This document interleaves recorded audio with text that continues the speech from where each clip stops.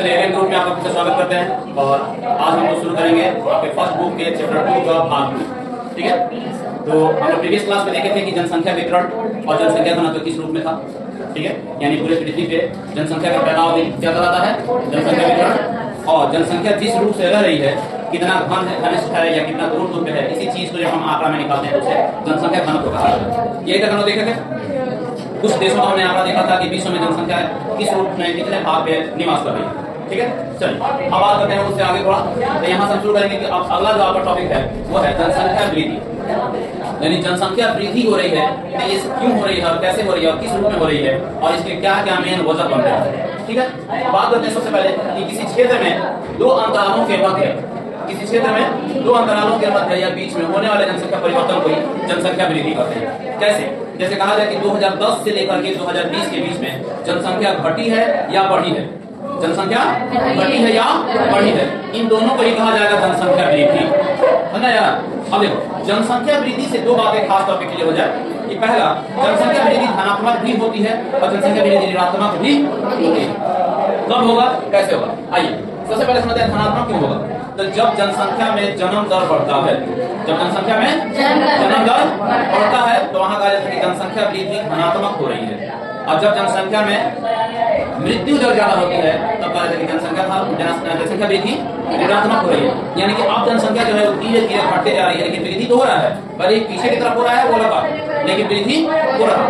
अब अगर बात करें कि क्या वजह बनते हैं कि जनसंख्या धनात्मक भी होती है ऋणात्मक भी होती है, तो इससे तीन घटक होते हैं मुख्य रूप से। कितने घटक होते हैं? तीन घटक हैं। कौन कौन सा? तो पहला होता है जन्म दर, दूसरा, तीसरा। अब सबसे पहले समझिए कि जन्म दर क्या है। जन्म दर एक वर्ष में, कितने वर्ष में? एक वर्ष में प्रति 1000 व्यक्तियों में जीवित बच्चों की जन्म होता है। जैसे अगर हम कहें कि एक वर्ष, जैसे 2024 से 2025, तो 2024 से 2025 में कितने बच्चे जन्म लिए और जीवित, कितने बच्चे जन्म लिए और जीवित हैं, उन्हीं की संख्या को क्या कहा जाता है? जन्म दर कहा जाएगा। यानी किसी भी एक वर्ष में 1000 व्यक्तियों में देखा जाएगा कि 2025 में कितने, मतलब 1000 की जनसंख्या में कितने जीवित बच्चों का जन्म हुआ है। एक साल के अंतराल में जितने बच्चे जन्म लेंगे उन्हीं को प्रतिशत में व्यक्त कर देना ही जन्म दर कहलाएगा। एक बात दोबारा सुनिए, एक वर्ष में प्रति 1000 व्यक्तियों द्वारा जन्म दिए गए बच्चों को प्रतिशत में व्यक्त किया जाएगा और उसे ही क्या बोलेंगे? जन्म दर बोलेंगे। कैसे निकालते हैं इसको? इसका फॉर्मूला जो बातें मैंने यहाँ पे भाषा में लिखा है उसी को हम यहाँ पे फॉर्मूला की तरह समझे। सीबीआर कहा जाता है क्रूड बर्थ रेट। क्या कहा जाता है? Crude birth rate. Crude birth rate करेंगे तो ये पीआई का मतलब होता है बर्थ और पी का मतलब है पॉपुलेशन। यानी टोटल जीवित बच्चों की संख्या में हम पूरे पॉपुलेशन से भाग लगाएंगे और गुणा कर देंगे कितना से? 1000 से, तो हमारा निकलेगा क्रूड बर्थ रेट, यानी अशोधित जनसंख्या दर, असंशोधित जनसंख्या या असंशोधित जन्म दर। तो असंशोधित जन्म दर निकालने के लिए हम इस फार्मूला का प्रयोग करते हैं, जिससे किसी क्षेत्र में वहां पे जीवित बच्चों की संख्या या जन्म दर की संख्या को पता चल जाता है। ठीक है, चलिए उसके बाद समझते हैं मृत्यु दर। मृत्यु दर एक वर्ष में प्रति 1000 व्यक्तियों में, बात वही है, बस थोड़ा सा अंतर है। यहाँ जीवित बच्चों की संख्या की बात कर रहे हैं, यहाँ पे मरने वालों की संख्या की बात किया जाएगा। एक वर्ष में ये भी निकलेगा, एक वर्ष में ये भी निकला जाता है। तो एक वर्ष में प्रति 1000, यानी एक वर्ष में 1000 व्यक्तियों द्वारा जन्म दिए गए बच्चों की संख्या और एक वर्ष में 1000 व्यक्तियों में मरने वालों की संख्या, यहाँ पे मृत्यु दर आएगा, यहाँ पे जन्म दर आएगा। ठीक है, मृत्यु दर कैसे निकालते हैं? इसे होता है सीडीआर, यहाँ पे निकालते हैं क्रूड डेथ रेट। ठीक है, यहाँ पे यानी कि मरने वालों की अशोधित मृत्यु दर, अशोधित मृत्यु दर। यहाँ पे डी क्या है? डेथ और पी पॉपुलेशन। गुणा कितना से हो जाएगा? 1000 से। तो अगर हम पूरे मरने वालों की संख्या निकाल लें और जो वहाँ की पूरे जनसंख्या निकाल लें, तो पूरे जनसंख्या से मरने वाली की संख्या में भाग देंगे और 1000 से गुणा कर देंगे, तो हमारा मृत्यु दर उस क्षेत्र का निकाल करके सामने आगे बढ़े। चलिए उसके बाद समझिए यहाँ पे, उसके बाद है प्रवास। प्रवास से आप लोग अच्छे जानते हैं कि प्रवास का मतलब होता है कि किसी भी व्यक्ति द्वारा अपने स्थान को छोड़ करके किसी दूसरे स्थान पे चले जाना। जब कोई व्यक्ति एक जगह से दूसरे जगह पे चला जाता है उसे ही प्रवास कहा जाता है। एक क्षेत्र से दूसरे क्षेत्र जाना, एक क्षेत्र से दूसरे क्षेत्र जाना ही क्या कहलाता है? प्रवास कहलाता है। अब प्रवास जो होता है वो दो तरह से होता है। एक होता है जैसे कहा जाता है उद्गम स्थान से होगा गंतव्य स्थान के लिए। उद्गम स्थान से होगा, उद्गम का मतलब होता है जिस स्थान को आप छोड़ करके जा रहे हैं, जिस स्थान को आप छोड़ करके जा रहे हैं वो होता है आपका उद्गम स्थान। और जो जहाँ से आप उद्गम स्थान आपका होता है वही होता है आपके अप्रवासी, सॉरी उत्प्रवासी। क्या होता है? मैंने बताया था कि उत्प्रवासी यहाँ से सीधा समझिएगा कि उठ करके चले जाना, उठ करके चले जाना। तो उठ करके चले जाना यानी उत्प्रवास करना, और उत्प्रवास कहाँ से करेंगे आप? उद्गम स्थान से करेंगे। यानी जिस जगह को आप छोड़ते हैं वो आपका उद्गम स्थान होता है, और जिस जगह पे आप जाके पहुंचते हैं वो आपका गंतव्य स्थान होता है। तो गंतव्य स्थान के लिए आप अप्रवासी कहलाते हैं, और गंतव्य सॉरी उद्गम स्थान के लिए आप उत्प्रवासी कहलाते हैं। उत्प्रवासी यानी उठ करके चले जाना, अप्रवासी यानी आ करके समझ रहे हैं? चलिए, तो यहाँ पे प्रवास जो होता है इन्हीं दो चीजों पर निर्भर करता है। तो जनसंख्या में जैसे मान लीजिए कि हमारे क्षेत्र में 50 लोग रह रहे थे और उसमें 20 लोग कहीं और से अप्रवासी हो गए, यानी आ करके हमारे क्षेत्र में बस गए। अब हमारा जनसंख्या वृद्धि धनात्मक होगा कि ऋणात्मक होगा? धनात्मक होगा ना, लोग बढ़े हैं।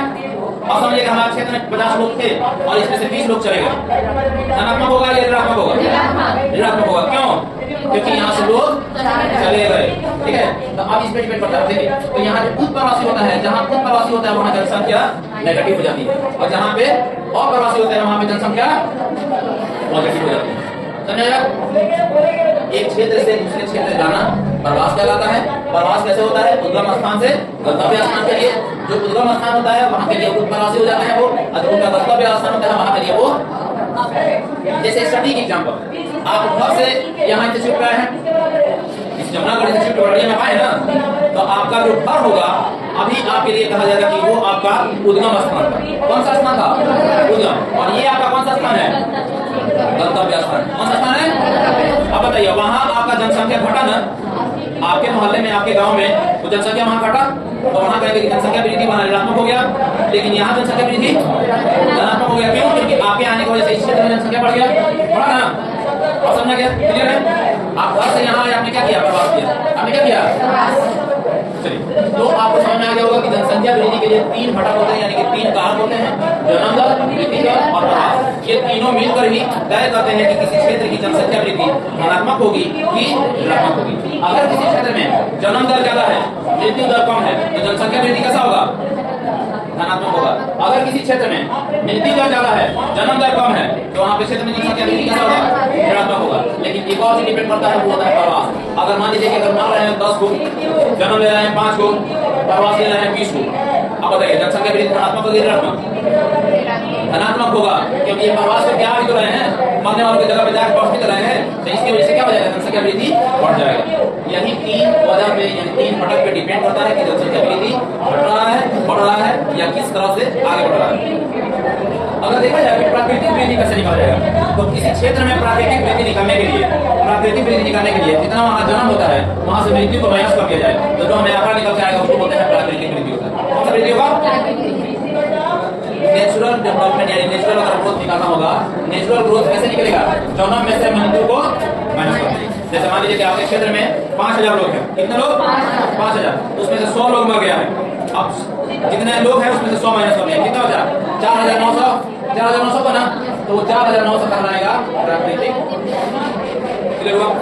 चलिए, अब यहाँ से एक और चीज निकाल लेता है जो आपकी एग्जाम बोर्ड एग्जाम के लिए काफी इंपॉर्टेंट होता है, पूछता है कि वास्तविक वृद्धि कैसे निकाले।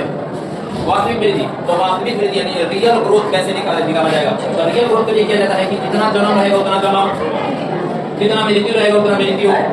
तो जन्म में से बढ़ जाएगा क्या? मृत्यु, प्लस और प्रवास लोगों को घटा दिया जाएगा, और पैसा जोड़ दिया जाएगा, और खुद प्रवास वालों को यहाँ पे समझिए, जन्म माइनस मृत्यु प्लस अप्रवास माइनस उत्प्रवास, यानी कि आने वाले लोगों में से जाने वाले लोगों को घटा दीजिए, जन्म लेने वालों में से मरने वालों को घटा दीजिए, तो जो आंकड़ा निकल के आएगा उसे बोलते हैं वास्तविक वृद्धि। चलिए एक एग्जांपल की तरह लेकर समझते हैं इसको। जैसे मान लीजिए कि किसी क्षेत्र में जन्म लेने वालों की संख्या है कितना? 100, और वहाँ मरने वालों की संख्या मान लीजिए 25 है। कितना है? 25। वहाँ पे अप्रवासी हो रहा है मान लीजिए कि 20, और कुछ प्रवासी हो रहा है वहाँ पे मान लीजिए 15। ये आंकड़ा निकल के आ रहा है, हम पार्टिकुलर किसी क्षेत्र का मान सकते हैं। अब बताइए क्या होगा इसमें? 100 में से पहले 25 बढ़ जाएगा, कितना हो जाएगा? 75। 75 में 20 जोड़ दीजिए, कितना हो जाएगा? 95। 95 में से 15 घटा दीजिए, कितना हो जाएगा? 80। अब ये क्या हो जाएगा? वास्तविक। ठीक है। तो जनसंख्या वृद्धि यानी किसी क्षेत्र में दो अंतरालों के बीच यानी कि किसी भी दो अंतराल, कोई भी समय का दो अंतराल दिया जाएगा, उस समय अंतराल में देखा जाएगा कि जनसंख्या का क्या परिवर्तन हो रहा है, बढ़ रहा है कि बढ़ रहा है, उसी को हम लोग क्या बोलेंगे, जनसंख्या वृद्धि बोलेंगे। जनसंख्या वृद्धि धनात्मक भी हो सकता है और ऋणात्मक भी हो सकता है। ये तीन घटकों पे डिपेंड करता है। कौन कौन सा? जन्म दर, मृत्यु दर और प्रवास पे डिपेंड करता है।